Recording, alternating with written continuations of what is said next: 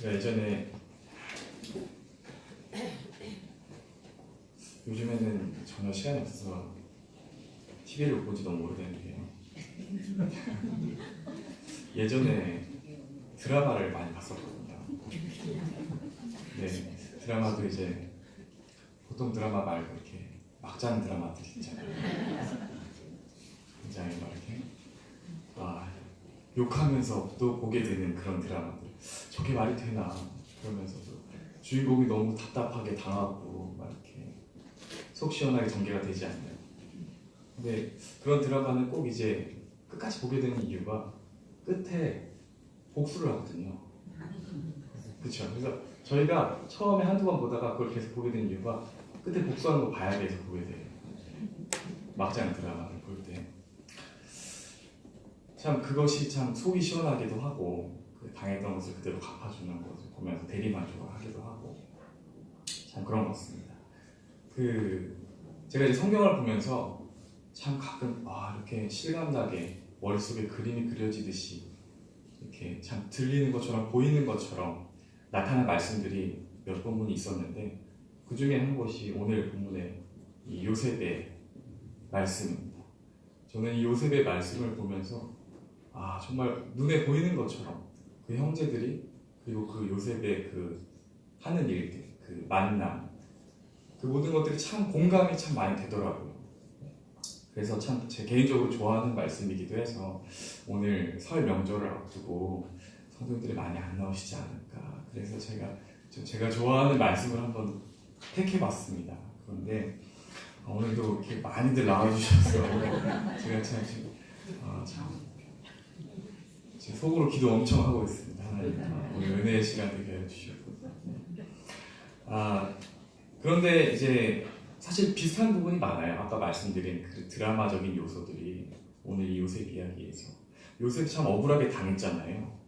요셉이 되게 억울한 일들을 연속적으로 당하면서 그러다가 나중에 마치 신데렐라처럼 애국의 총리가 되고 모든 것을 복수할 수 있는 그런 위치가 됐는데 그리고 심지어 하나님이 그 형제들을 그 원한을 만들었던 그들을 눈앞으로 데려오셨단 말이죠. 사실은 요셉에게는 충분히 보복하고도 남을 만한 그런 기회가 참 만들어졌었습니다. 그런데 우리가 보는 말씀은 드라마와는 다른 막장 드라마가 아니거든요. 그래서 이 말씀에서 오늘 저희가 전혀 다른 국면을 보게 됩니다. 요셉의 이야기에서 다른 점은 뭐냐면 유다인 것 같습니다. 이제 오늘 저희가 읽은 그 본문이 유다의 진술이거든요. 요셉 이야기지만 그 가운데 가장 클라이막스에 있는 유다의 긴 진술입니다. 이 창세기에서 어떤 한 개인의 연설, 진술, 개인의 어떤 말을 가장 길게 한 것이 이 본문입니다. 아무래도 그만큼 의미가 있을 거라고 저는 생각이 들었습니다. 구약에서도 이 유다의 이 진술만큼, 이 담화만큼 굉장히 아름답게 나타난 진술이 많지 않은 것 같아요. 요셉은 자신을 노예로 넘긴 형들이 동일한 상황에 처했을 때, 그러니까 자신이 얄밉게 보여서 자신을 노예로 팔 수 있는 그런 기회가 과거에 있었거든요, 형들에게. 그런데 요셉이 그 형들에게 똑같은 기회를 오늘 만들어줬습니다. 자기가 아니라 이번에는 자기 동생 베냐민이었죠. 베냐민을 노예로 넘기고 자신들은 편해질 수 있는, 자유로워질 수 있는 그런 기회를 만들어줬습니다.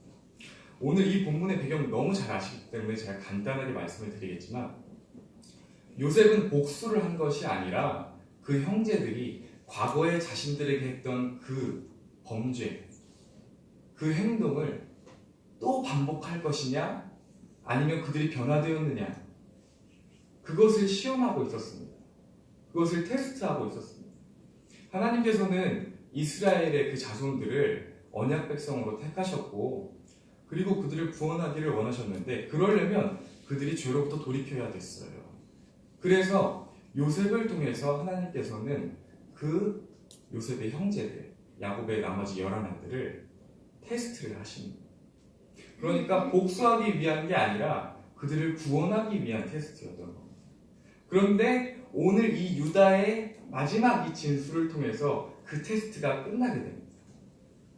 이 유다의 마지막 진술을 듣고 요셉이 눈물을 참지 못하고 크게 울면서 함께 부둥켜 안고 좀 형제가 관계를 회복하게 되는 거죠. 긴 본문이지만 오늘 한번 이 내용을 한번 자세히 보려고 합니다. 유다가 어떻게 말을 했는지 또 그 상황 속에서 어떻게 위기를 넘겼는지 한번 보고 싶습니다. 유다는 먼저 18절에서 요셉의 심기를 건드리지 않으면서 천천히 자신의 이야기를 시작을 합니다. 자신의 이야기를 말할 기회를 얻으려고 합니다. 18절을 보시면 유다가 그에게 가까이 가서 이르되 내 주의 원하건대 당신의 종에게 내 주의 귀에 한 말씀을 아뢰게 하소서. 주의 종에게 노하지 마소서. 주는 바로와 같으심이니이다 라고 말합니다. 그리고 19절부터 31절까지 이제 본론으로 들어갑니다.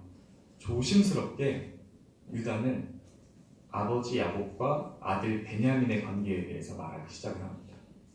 이 바로 앞에 이 무슨 상황이 있었냐면 요셉이 형제들이 돌아갈 때 형제들이 곡식을 받으러 왔거든요. 음식을 가지러. 그래서 그 형제들에게 음식을 주고 돌아가게 하는 그 길에 그 주머니 베냐민의 그 푸대에 은잔을 넣어놓습니다. 자기 은잔을 넣어두고 그 은잔을 가져간 사람을 내가 노예로 취하겠다라고 형제들에게 알리는 거죠. 근데 사실 이게 어떻게 보면 음모라고도 볼 수가 있거든요. 사실 제가 그 상황에 처했다면 저는 먼저 우리는 안 그랬습니다. 우리는 그런 일을 안 했습니다. 우리는 잘못이 없습니다라고 변명부터 하고 봤을지도 모르는 일입니다. 그런데 유다와 그 형제들은 그 은잔이 발견이 되자마자 깔끔하게 인정을 해요. 자기들이 죄인이고 자기들이 그 죄값을 치러야 된다고 인정을 합니다. 그리고 그 상황에서 유다는 변명을 계속하는 것이 아니라 이제 그 은잔이 발견된 베냐민과 그리고 그 베냐민을 반드시 오기를 기다리고 있는 야곱, 그 둘을 위해서 그 둘만에게 초점을 맞춰서 요셉에게 이야기를 합니다. 그런데 우리가 잘 생각해봐야 되는 건 뭐냐면 이 유다가 과거에 요셉을 팔자고 했던 사람이라는 거예요. 이 유다가 요셉을 팔아버리자 형제라고 했던 사람이라는 거예요. 그런데 오늘 보면 그 태도가 굉장히 많이 달라져 있습니다. 유다는 31절에서 쭉 이렇게 말하기 시작합니다. 제가 그 본문을 조금 쉽게 바꿔봤습니다. 주여 당신이 우리에게 물었지 않습니까? 아버지가 있느냐? 아우가 있느냐? 그렇게 물으셨기 때문에 그래서 우리가 대답하지 않았습니까? 늙은 아버지가 있고 또 그가 노년에 낳은 청년이 있습니다.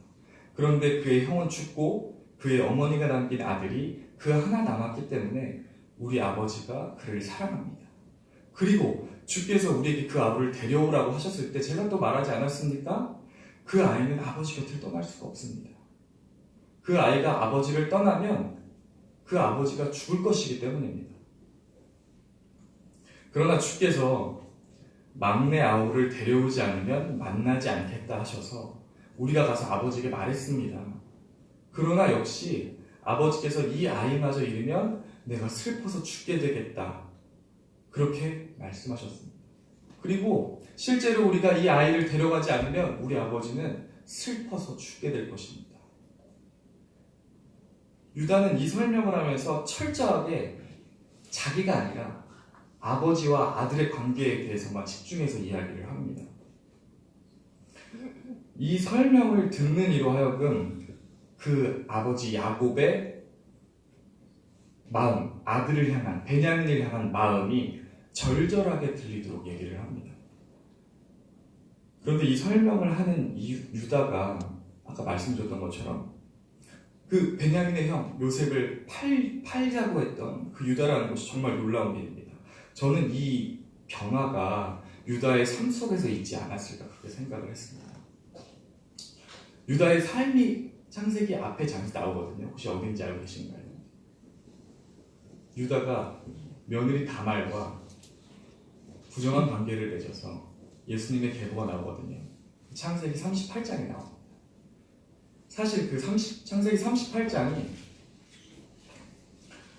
37장에 요셉이 미디안 선인들에게 팔려난 이후에 그 이후에 유다가 어떻게 행했는지 어떤 길을 걸어갔는지를 보여주고 있는데 그 38장을 이렇게 드러내도 사실은 이 말씀의 전개에 아무런 지장이 없습니다. 37장 마지막 절에 그 미디안 사람들은 그를 애굽에서 바로의 신하 치밀장 보디발에게 팔았더라 라고 말하고 38장을 넘어가서 유다와 다말의 얘기를 넘어가서 39장으로 넘어가서 요셉이 이끌려 애굽에 내려가매 바로의 신하 치밀대장 애굽 사람 보디발이 그를 그리로 내려간 이스마엘 사람의 손에서 요셉을 산이라 말했습니다. 그러니까 무슨 말이냐면 이 38장은 의도적으로 이 사이에 들어가 있는 말씀이라는 거거든요. 이 38장에서 유다와 다말의 이야기는 사실 이야기의 흐름과는 전혀 관계가 없이 느껴져요. 저는 옛날에 큐티를 하면서 전혀 엉뚱하게 이 말씀을 해석했었거든요. 이 말씀에서 예수님의 계보가 유다를 통해서 나오는 것이 확실하게 나타나지만 저는 그와 함께 또 한 가지가 있는 것 같아요. 유다는 자기 동생 요셉을 팔면 자기 아버지 야곱에게 무슨 일이 생길지 젊었을 때 전혀 생각하지 못했어요. 그런데 38장에서 자기가 첫째 아들을 잃고 둘째 아들을 잃고 셋째 아들까지도 잃을 수 있다는 그런 명료의 상황에 처하게 됩니다. 첫째 아들에게 다말을 얻어서 결혼을 시켰는데 첫째 아들이 죽었어요. 그래서 둘째 아들에게 다말을 결혼시켰는데 둘째 아들이 또 죽었어요. 셋째 아들까지 이제 결혼을 시키려고 하니까 셋째까지 죽을까봐 염려가 되는 거예요. 이 모습이 너무나 비슷하지 않습니까? 야곱이 요셉을 잃었는데 또 베냐민까지 잃을까봐 베냐민을 보내지 못하는 그 마음도 굉장히 비슷하지 않습니까? 저는 하나님께서 유다를 그 인생길 가운데서 그의 악함 가운데서도 그 아버지의 슬픔을 깨닫게 하시고 그리고 자기 죄를 역시 깨닫게 하셨다고 저는 생각이 들었습니다. 하나님께서는 선한 일을 통해서만이 아니라 유다와 그 자손의 그 악한 일을 통해서도 슬픔을 깨닫게 하시고 그 자기의 죄를 깨닫게 하셨습니다. 자신들이 요셉에게 행했던 그 악이 얼마나 슬픔으로 인해 죽음을 가져올 수 있게까지 하는 그런 죄인지 그런 행동이었는지를 하나님께서 깨닫게 하신 것입니다. 유다는 32절에서 계속해서 베냐민을 구하기 위한 간청을 시작합니다. 주의 종이 내 아버지에게 아이를 담보하기를 내가 이를 아버지께로 데리고 돌아오지 아니하면 영영이 아버지께 죄짐을 지리이다. 이어서 유다는 33절에서 불완전하지만 충분하진 않지만 그가 충분히 회개하고 있음을 우리가 느낄 수 있게 하는 그런 고백을 합니다. 이제 주의 종으로 그 아이를 대신하여 머물러 있어 내 주의 종이 되게 하시고 그 아이는 그의 형제들과 함께 올려 보내소서. 유다는 의로운 이가 결코 아니었습니다. 이 전의 말씀들, 유다의 그 어떤 행동들을 쭉 봤을 때 유다는 의로운 점이 하나도 없었습니다. 계속해서 38장의 유다의 그 행동과 이어서 나온 39장의 요셉의 행동을 비교를 해봐도 그렇거든요. 유다는 다말이 성적으로 유혹을 받았을 때 그것을 참지 않았어요. 그런데 곧이어 나오는 요셉은 보디발의 아내가 유혹을 받았을 때 그로부터 도망칩니다. 그 둘의 대조적인 모습을 통해서 유다는 결코 온전하지 않았음을 우리가 더 여실하게 알 수가 있거든요. 그렇지만 유다는 이 마지막 이 진술, 이 마지막 내가 대신해서 종이 되게 하시오, 내가 대신해서 종이 되겠습니다 라고 하는 이 진술을 함으로 인해서 요셉을 모든 것을 용서하게 하고 마음에 감동을 품게 합니다. 그의 진술은 아버지의 생명, 야곱의 생명을 위해서, 그리고 형제 베냐민의 생명을 위해서 자신의 생명을 대신해서 주려고 하는 그런 대속적인 모습을 우리에게 보여주고 있습니다. 여러분, 이 모습에서 우리에게 정말 너무나 귀한 그 은혜를 주신 그 예수님을 떠올릴 수가 있지 않습니까?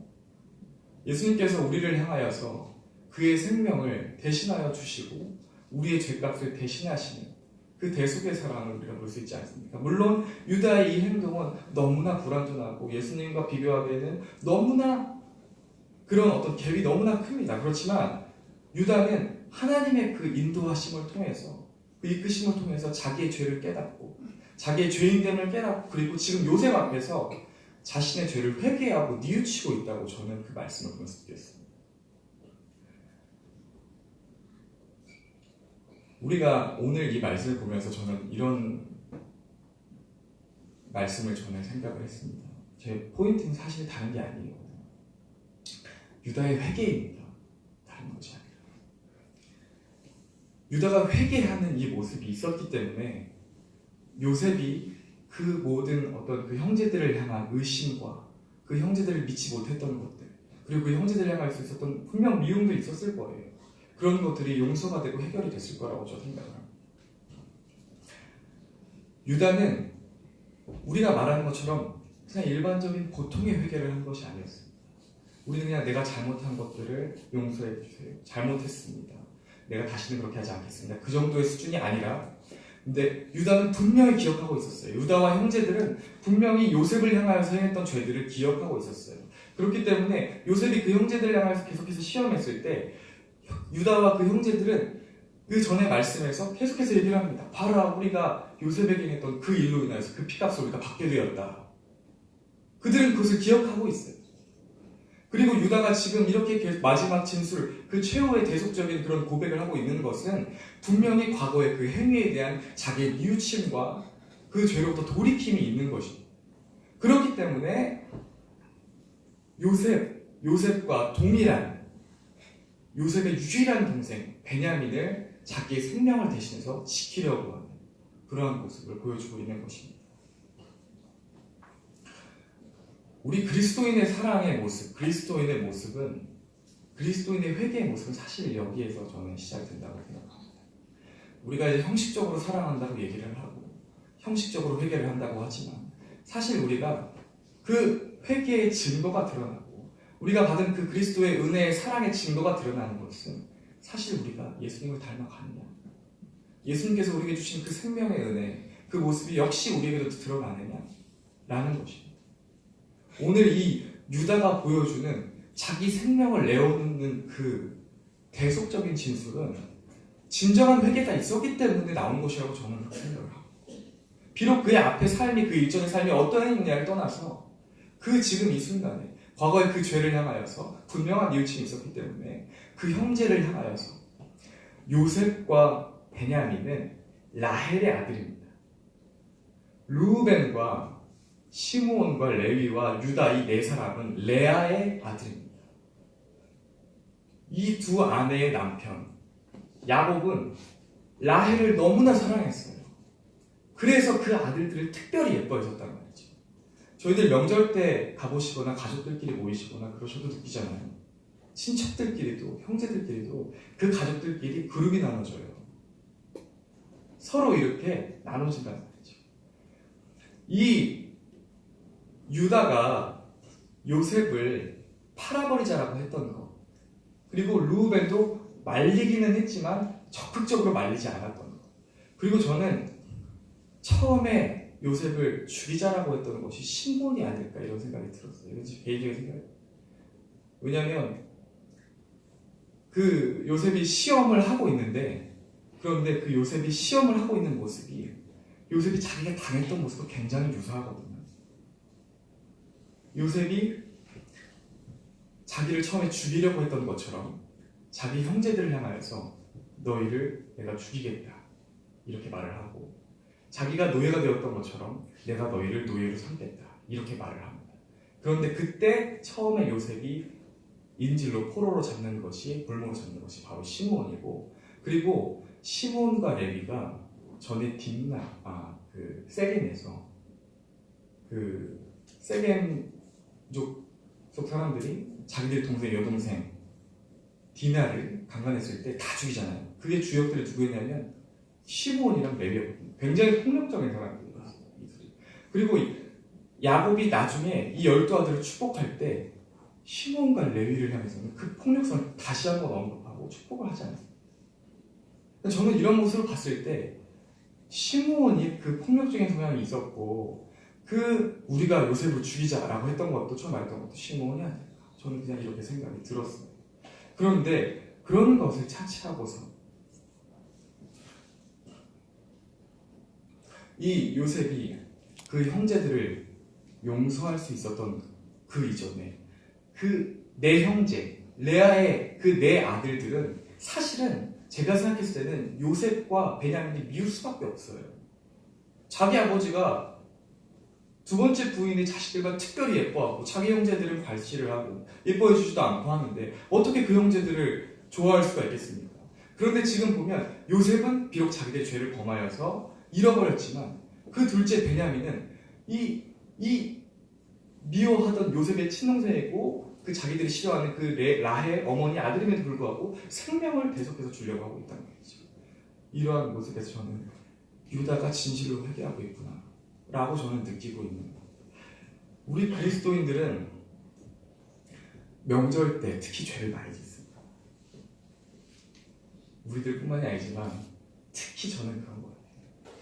이제 저희 교회에서도 제가 자라오면서도 교회에서 교회인들이 명절 때 갔다 오면 한숨을 푹 쉬고 분명 처음 갈 때는 형제들에게 전도하려고 형제들에게 그리스도인의 모습을 보여주려고 하셨는데 그런데 돌아오면 그러지 못하고 돌아오시는 걸 많이 보거든요.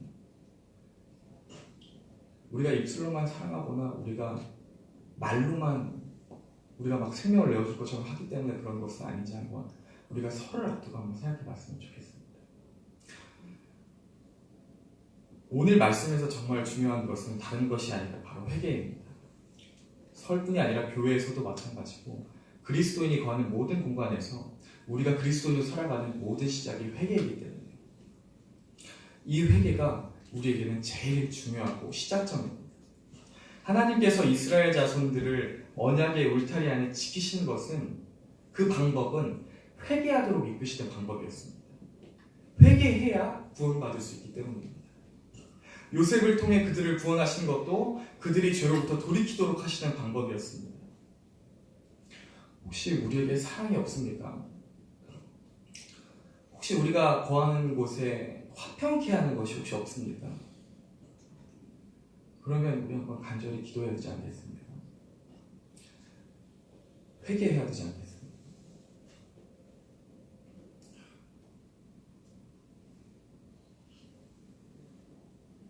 제가 제 사촌동생한테 예전에 한번 경찰에 신고를 당한 적이 있었습니다.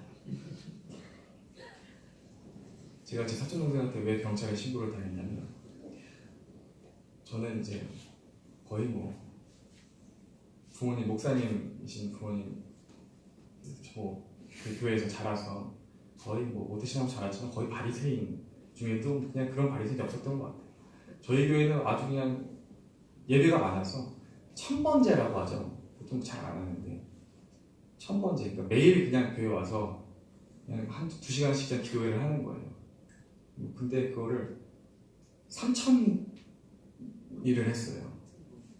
그리고 제가 군대를 갔거든요. 군대 갔다 와서도 계속 하시고 계시더라고요. 그 정도로 열심히 하고 그냥 교회에서 모든 행사, 모든 순서 그냥 다 했습니다. 그런데 제 사촌동생이 나이를 먹더니 그걸 안 하겠다는 거예요. 20살 넘더니 대학교 들어가더니 저랑 같이 열심히 하다가. 그래서 제 사촌동생을 붙들고서는 엄청 혼냈어요. 진짜.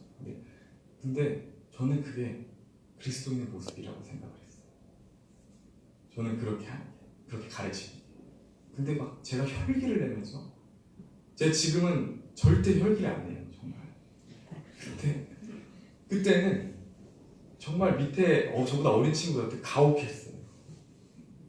내가 이렇게 하는데 이게 당연한 거야. 너희들 이렇게 해야 돼. 천번제 안 나와? 새벽 예배 안 나와? 헌금을 안 해? 특송을 안 하겠다고 해? 기도를 안 해? 그런데 그 친구가 제가 너무 무서웠나 봐요. 제가 너무 열심히 아주 특심하고 과심해가지고 막 거의 때릴 것처럼 말을 했나 봐요. 멱살을 잡듯이. 그러니까 그 친구가 눈앞에서 무서워서 경찰에 신고하더라고요. 진짜로. 그래서 옆에서 누가 진짜 핸드폰 뺏고 말려가지고 제가 경찰에 실려가지 나왔는데, 근데 제가 그 이후에 그 친구가 교회를 떠났어요. 그 사촌동생이. 사촌동생인데 교회를 떠났어요. 저희 같은 가족들이 교회에 같이 있었는데.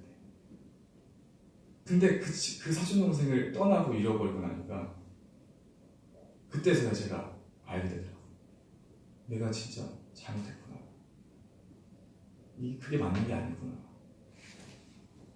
그래서 제가 회개를 엄청 하고, 그 사촌동생 저보다 6살인가 어린데, 지금 몇 년 안 됐어요. 근데 6살인가 어린데, 그 동생 집에 치킨을 들고 집에 찾아갔어요. 그래가지고 저보다 6살 어린 동생한테 제가 전에 엄청 막 형처럼 막 하고 있었는데, 이렇게 무릎 꿇고 앉아가지고 그 동생을 기다리면서 동생 오기를 얌전히 기다렸다가 이제 동생이 딱 오니까 내가 미안하다. 내가 진짜 미안하다. 다 떠나서 형이 너무 잘못했다. 형이 진짜 잘못했다. 이렇게 사과를 했어요. 저는 정말 그게 진심이었어요. 아, 이게 정말 맞다고 맞는 게 아니구나. 내가 옳다고 옳은 게 아니구나. 그런데 그 동생이 지금은 이 세상 그 누구가 저를 잘 따릅니다. 제가 정말 그 뒤로 그 동생한테 정말 잘해주고, 정말 잘해주고, 그 동생은 제가 목회라고 한다 그러면 지옥까지라도 따라오겠다고 그래요. 저는 그때 확실히 알았어요.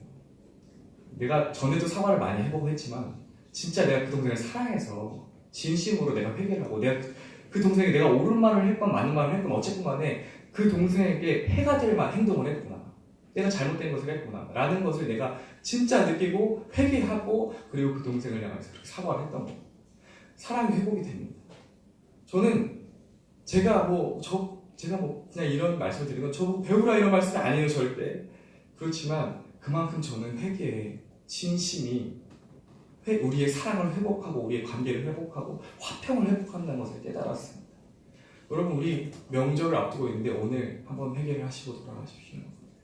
우리 가족 간에 혹시 화목하지 않으신 분들이 있으시면 오늘 유다가 진심으로 회복하고 나서 그 요셉과 형제들이 관계가 회복됐던 것처럼 우리 한번 마음을 털어놓고 우리가 그 가족들을 만나서 서먹서먹했던 분들을 만나서 정말 내가 그리스도인의 모습을 보일 수 있기를 하나님 우리 마음을 움직여 주시고 열어 주시옵소서.